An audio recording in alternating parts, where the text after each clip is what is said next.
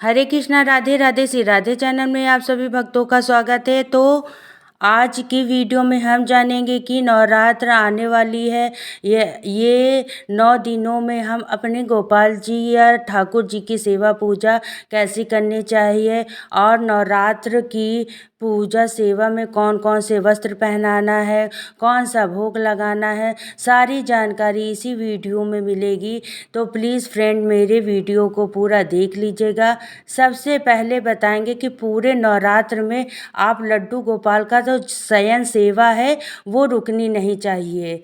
कौन कहने का मतलब है कि बहुत से घरों में अखंड जोत जलाई जाती है। माता की चौकी पर लड्डू गोपाल को जगाकर नहीं रखना है, आप शयन जरूर कराएं। और अगले दिन उठाना कितने बजे है, सुबह में आपके पास जैसा दिन के चयन पर निर्भर करता है सुबह में कैसी सेवा पूजा करनी है। अगर सुबह उठाकर पहले माता रानी की पूजा सेवा करनी है तो आप कर लें। इसके बाद माता रानी के साथ लड्डू गोपाल जी की सेवा आरती हो तो आप स्नान करने के बाद लड्डू गोपाल को उठा दें। उन्हें दूध का, जल का, जो भी आप भोग लगाते हैं वो लगा दें। दूध का भोग लगाने के बाद आप उन्हें बैठा रहने दें और आपके माता की जो चौकी लगाई है उस पर पूजा की जो तैयारी आपको करनी है आप कर लें। फिर उसके बाद हम करेंगे लड्डू गोपाल का स्नान, क्योंकि फ्रेंड्स लड्डू गोपाल की सेवा के नियम सबसे घर में अलग होते हैं और अपनी सुविधा अनुसार सारे चयन करने समय के अनुसार किए जाते हैं। और ये देखिए हमारे गोपाल जी उठ गए हैं। मैंने दूध का और मेवे का भोग लगा दिया है।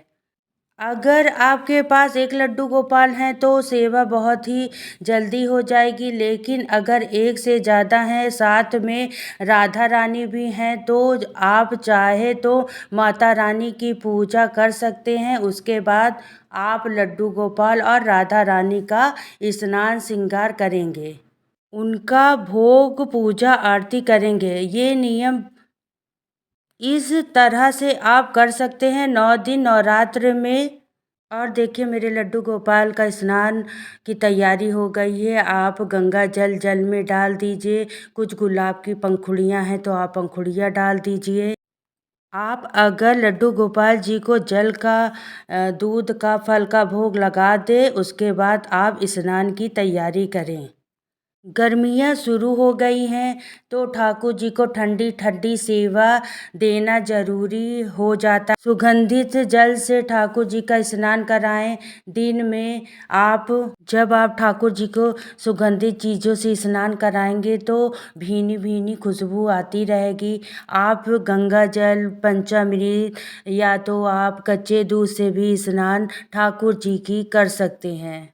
एक बात और, गोपी चंदन हो या अष्टगंध चंदन भी हो तो आप पानी में उसको घोलकर स्नान करा सकते हैं। और उसके बाद घर में जो राधा रानी हैं विराजमान है तो उन्हें भी विशेष रूप से पूजा सेवा किया जाएगा। ऐसे ही उनको पंचामृत से अभिषेक करेंगे, आप राधा रानी की पूजा करेंगे। ऐसे ही राधा रानी की सेवा करनी है, क्योंकि राधा रानी ही लक्ष्मी, सरस्वती, काली माता सारे रूप हमारे श्री जी में समाहित हैं। हमें 9 दिनों तक माता जी के जो 9 रंग होते हैं अलग अलग रंगों के वस्त्र पहनाती हूँ। आप श्री जी को भी बहुत सुंदर श्रृंगार कराने का प्रयास करती हूँ। और मैं आपको बता दूँ, मैं 9 दिन तक राधा रानी का श्रृंगार की वीडियो डालूँगी, तो प्लीज़ मेरी वीडियो को पूरा देख लीजिएगा। आप फ्रेंड्स देख सकते हैं मैं ठाकुर जी को हल्के वस्त्र पहना रही हूँ, क्योंकि चैत का नवरात्र है, गर्मी बहुत ज़्यादा होती है। इन दिनों में मैं हल्के हल्के वस्त्र ही पहनाती हूँ। और आपको बता दूँ, और बात करें रंगों की तो 9 दिन में 9 रंग विशेष होते हैं, लेकिन आपके पास अगर कोई भी कलर ना हो तो लाल, पीला, गुलाबी, हरा ये रंग पहना देते हैं और ये रंग विशेष होते हैं। और ठाकुर जी का भी प्रिय रंग होता है। और गर्मियाँ आ गई हैं तो मैं ठाकुर जी का हल्का ही श्रृंगार करूँगी। आप चाहिए तो सुबह में और शाम में आप भारी श्रृंगार कर सकती हैं, और नहीं तो ठंडा आप हल्का ही श्रृंगार रहने दें। और ये देखिए मैं इत्र सेवा दे रही हूँ ठाकुर जी को। गर्मियों में इत्र मोगरा का, गुलाब का इत्र आप महकने वाला लगा सकती हैं। देखिए फ्रेंड्स, बहुत लोगों को पता नहीं होता है, माता की चौकी पर लड्डू गोपाल जी को विराजमान कर देते हैं। तो देखिए, अगर आपके माता का बड़ा दरबार लगाया है यस, तो आप लड्डू गोपाल को कोई दिक्कत नहीं होनी चाहिए, तो आप विराजमान कर सकते हैं। लेकिन माता की चौकी स्पेस छोटा है, आप छोटा सा ही दरबार लगाए हैं, उस स्थान जहाँ गोपाल जी रहते हैं आप उनको वहीं ही रहने दें, क्योंकि लड्डू गोपाल की सेवा दिन रात की होती है। ठाकुर जी को उठाना है, वस्त्र बदलना है, लेकिन माता की चौकी पे जो पूजा के सामान है वही ज़्यादा हो जाते हैं।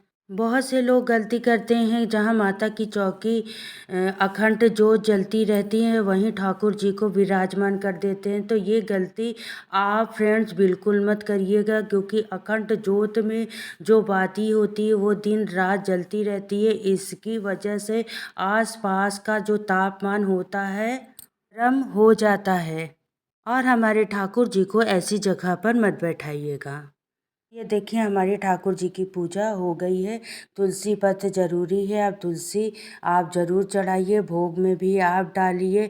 अगर तुलसी गर्मी के कारण सूख गई हो तो आप उनको छाँव में कर सकते हैं, या अगर आपने छत पे रखा होगा तो। माता रानी का जो भोग आपने बनाया है उसे आप लड्डू गोपाल को भी दे सकते हैं, लेकिन वो सात्विक होना चाहिए। आप उनको फरारी भी दे सकते हैं, लेकिन तुलसी पत्र डालना मत भूलिएगा। और आप ध्यान रखें कि नवरात्र में ठाकुर जी का कोई व्रत नहीं होता है। एकादशी वाले दिन मैं अन्न नहीं देती हूँ, क्योंकि अन्न का भोग नहीं लगाया जाता है। और आप किसी भी त्यौहार पे लड्डू गोपाल को अन्न का भोग लगा सकते हैं। और अगर आप नवरात्र में माता के भजन करा रही हैं तो लड्डू गोपाल जी का भी, राधा रानी का भी आप भजन ज़रूर कराइए। और मैं नवरात्र में देखिए ठाकुर जी की ऐसे ही सेवा पूजा करती हूँ। और ये देखिए आरती मैंने कर दिया है, फिर उनको फिर दूध का भोग, फल का, और ये मालपुआ मैंने बनाया है, मालपुए का भोग लगाएंगे। फिर दोपहर में हम जो भी माता रानी के लिए बनाएंगे भोग, और ठाकुर जी को भी हम भोग लगाएंगे। और इनका निरंतर ऐसी सेवा चलती रहती है हमारी, जैसे जो भी त्यौहार तिथि हो, लेकिन ठाकुर जी की सेवा राधा रानी की नहीं रुकती है। आई होप आपको वीडियो बहुत पसंद आया होगा। मैंने संपूर्ण जानकारी दी है। चैत्र के नवरात्र में मैं ठाकुर जी की ऐसे ही सेवा पूजा करती हूँ। आपको पसंद आया हो तो like, subscribe, Radhe Radhe comment